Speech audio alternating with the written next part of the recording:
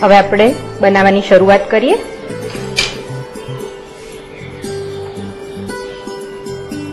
તેલ લઈશું નાની 2 ચમચી. એક નાનો કાંદો નાખીશું.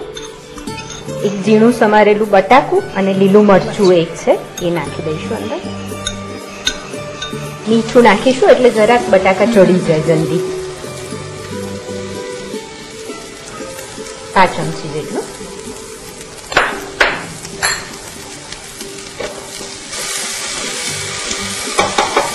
સ્વીટ કોર્ન છે લગભગ 15 દાણા. 3 કલરના કેપ્સિકમ આપણે નાખીએ છીએ અંદર. એ પણ લગભગ 1 ટેબલ સ્પૂન જેટલા. ગ્રીન બીન્સ છે એ પણ 1 ચમચી જેટલા લઈએ છીએ. બોઇલ વટાણા એ પણ 1 ચમચી જેટલા.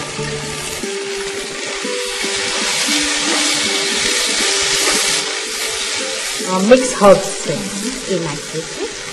પેપ્રિકા નાખીએ છીએ લગભગ 1/2 ચમચી જેટલું. ટાકોઝનો જે મસાલો આવે છે એ આપણે નાખીએ છીએ પણ 5 ચમચી જેટલો. 1 ચમચી કોથમીર. બસ આ બટાકું સેજ ચડી જવા આવે એટલે ગેસ બંધ કરી દેવાનો છે અને પછી એની અંદર પનીર એડ કરવાનું છે. કારણ કે ચાલુ ગેસે જો પનીર એડ કરીએ તો ચવડ થઈ જાય. એટલે પનીરને આ બંધ ગેસ કર્યા પછી જ અંદર એડ કરવાનું છે અને લગભગ 50 ગ્રામ જેટલું પનીર અંદર નાખવાનું છે.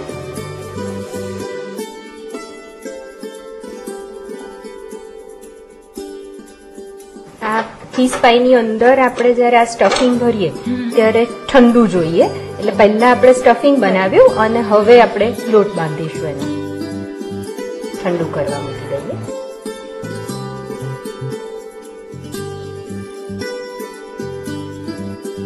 લોટ બાંધવા માટે મેંદો આપશે. આની અંદર પરફેક્ટ મેઝરમેન્ટ જોઈએ એટલે આપણે બરાબર માપીને લઈએ છીએ. 1/2 કપ મેંદો. આ આપણે 1 પાઈનું બનાવીએ છીએ. 1/2 ટેબલ સ્પૂન બટર મેલ્ટેડ. આ આપણી 1/8 ટીસ્પૂન છે એટલે 1/4 ટીસ્પૂન આપણે મીઠું નાખીએ છીએ એટલે 2 વખત. Baking powder 1/8 teaspoon. 15 gram cheese છે.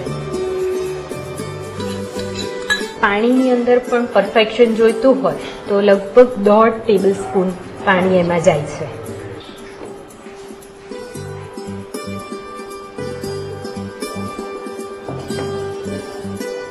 ડોને થોડો સોફ્ટ રાખવાનો. લગભગ પરોઠા જેવો.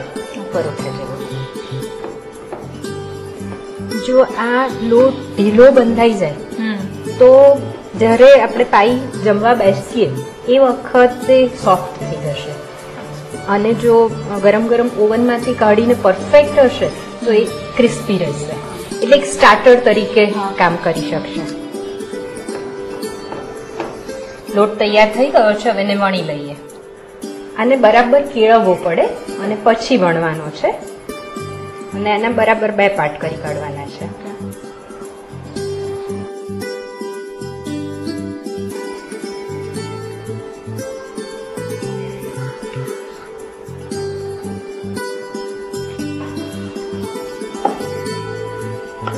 રોટલો આપણે પિઝાનો જે રોટલો કરીએ એ જ સ્ટાઇલનો પતલો ને એવો કરવાનો ને. હા, એટલા માટે કે આમાં મેઇન તો શું છે કે આપણી જે પાઈ પ્લેટ હોય એની સાઈઝનો આપણે બનાવવાનો છે. રોટલો આ પ્લેટ પ્રમાણેનો વણાઈ ગયો છે. આ આપણે લૂઝ બોટમ પાઈ પ્લેટ લીધી છે એટલે જ્યારે બેક કરવા મૂકીએ ત્યારે એ લૂઝ હોવાને કારણે તરત આપણે બહાર કાઢી શકીએ છીએ. અને આની ઉપર નીચે જે રોટલો લીધો છે એના ઉપર સહેજ પાણી લગાવી દઈશું. પાણી લગાવવાથી શું થાય?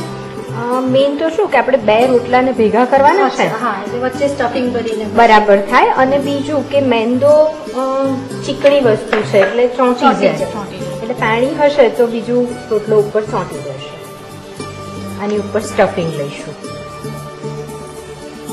ઉપરનો રોટલો થોડો વણતી વખતે મોટો રાખવાનો ને? હા, એટલે બંનેને પ્રેસ કરીને કરી બંધ શકાય. કરી શકીએ.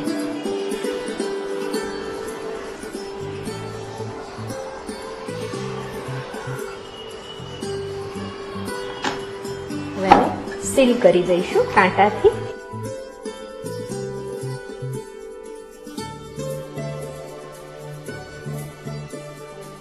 અને પછી આ ખુલી ના જાય એટલે આપણે આમ બી કાણા પાડવાના જ છે, ફૂલી ના જાય એટલે. અને વધારે પછી પેલું સ્ટફિંગ હોય ને તો બહાર આવે, એટલે જ્યારે બેક થશે ત્યારે આ પડ ફૂલે નહીં વધારે.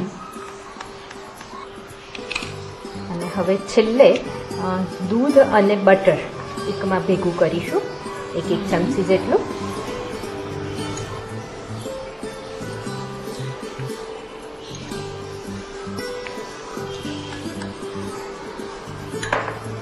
બેક કરવા મૂકીએ ત્યારે આ ડ્રાય ના થઈ જાય એટલા માટે આ બંનેને મિક્સ કરીને એના ઉપર લગાવી દઈએ છીએ.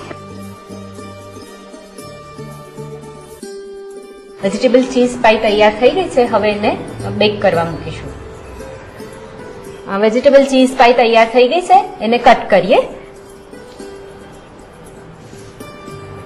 અને આપણે 250 ડિગ્રી પર લગભગ 25 થી 30 મિનિટ માટે બેક કરવાની છે. પરફેક્ટ જો માપ હોય ડવનું તો એનું રિઝલ્ટ સેમ આ જ આવે છે. અને એને આપણે કેચઅપ સાથે અથવા તો સૂપ સાથે સર્વ કરીએ છીએ. તૈયાર છે વેજીટેબલ ચીઝ પાઈ.